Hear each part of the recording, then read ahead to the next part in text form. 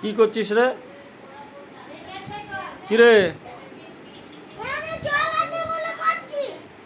কেন করছিস কেন?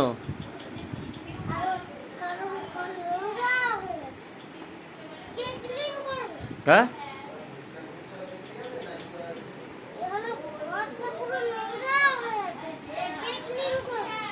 স্লিপ করবে?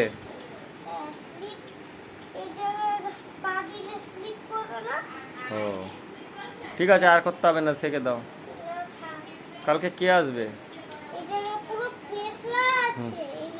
হুম, ঠিক আছে ঠিক আছে, ওকে।